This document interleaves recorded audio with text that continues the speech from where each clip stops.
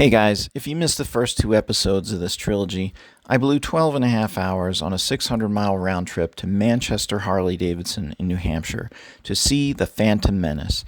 That is, a beautiful bike listed for sale, which was actually sold 3 months ago and sitting in storage.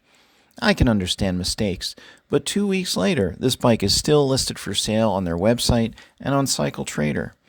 Several members on HD forums even called about this bike and were told, yeah, it's still available, come on down. You'll never find a more wretched hive of scum and villainy than this dealership. Next, I did a 360-mile round trip to Eisenhower's Chesapeake Harley in Maryland to look at the Rat bike, an almost identical bike, but with a wrapped exhaust that looked like a 16-year-old installed it. And just like 16-year-olds like to leave their bicycles out in the rain, this bike looks like it was left out in some acid rain. The metals were all corroded, the chrome was lifting. I was out of there faster than you can say, run, Luke, run. I did some soul searching on the ride back home to Northeast PA and decided I'm done with these dealerships and the games they play.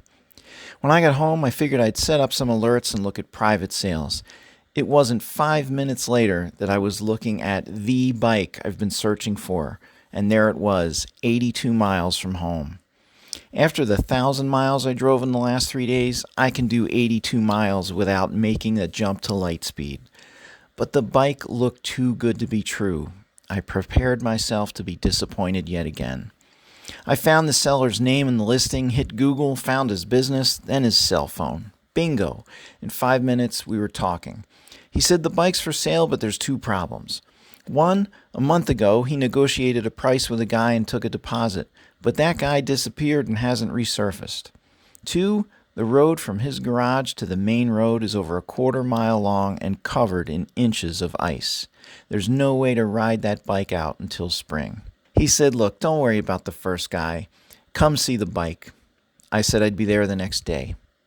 I woke up the next morning half giddy and half psychotic because I still felt, with all the bum deals I had so far, this was going to end in epic disappointment. Sure enough, a few minutes later I got a text. Hold off today. The guy that left a deposit and disappeared has reappeared. Sorry, I'll let you know what happens. How we doing? Same as always. That bad, huh? I remembered the negotiated a price part. This bike was already priced to sell. So I texted him back and said, I'm ready to pay your full asking price. I have a truck and a trailer, and I can haul that out of there inside of a week. 10 minutes later, he called me back and said, come look at the bike. I told that other guy, forget it. You had your chances. I'll send you back your deposit. Someone else is buying it. So Wifey and I jumped in the car and drove out to see it. This guy wasn't kidding about the icy road. This place was Planet Hoth.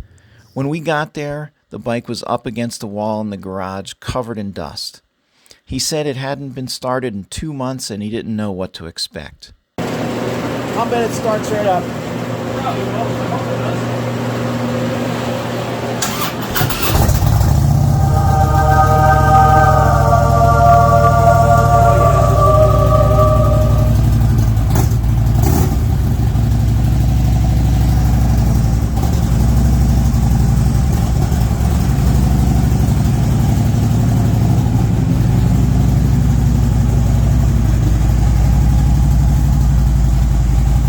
That's it. I handed him a deposit, signed a slip, and we were headed back home. So now I had to get it out of there, and that's when I turned to my buddy Paul. Except Paul was on vacation in sunny Florida. I said, forget that, bud. Get on the next plane out. We got a bike to move. Well, not quite, but Paul's the kind of friend who would do that if I asked him to. He got back 2 days later, and 2 days after that, we were headed back to Hoth to get the bike. Paul's skills with a truck and trailer are legendary, and I had complete confidence in him. There was never even a fleeting thought that anything could possibly go wrong.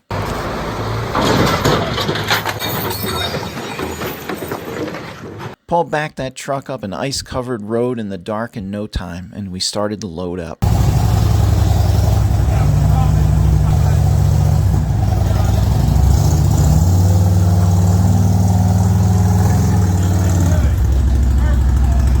Technically, it was my bike earlier in the day when we signed the paperwork at the tag place, but it wasn't until we pulled onto paved road for the first time I allowed myself to think, this is my bike.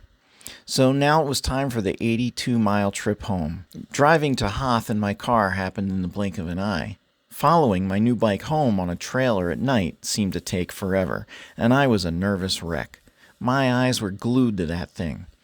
Thankfully, the trip was uneventful, and Paul only took the trailer up on one wheel twice. Before I knew it, he was backing up in my driveway. Wifey greeted us, and Paul rolled it into my garage. I couldn't believe it. Holy moly! You did it! You did it. Oh, welcome home, baby. 2 weeks after being handed crushing disappointment, I was now the proud new owner of my first touring bike, a 2014 Harley Street Glide Special. There were so many things that could have gone wrong, but everything went right, including the weather, because the next 3 days were 50 degrees. In early February in Northeast PA, that's almost unheard of. I took the bike out each day for 50 miles, then came home and did maintenance. Now, all the oils are changed, the brake fluid has been replaced, and a new set of American Elite tires are installed. We should be back in the 50s next week, and I'll be heading to the local dealership for some open recalls and a state inspection. When I started looking for a touring bike, I knew it would be challenging because of the price bubble in the used market. I had to lower my sights some to find something that was affordable, but I had no idea all the twists and turns that were ahead. If you're looking for a bike, you have to remember there are thousands of bikes for sale, and if you're patient and you keep looking, you can find bikes that are priced to sell.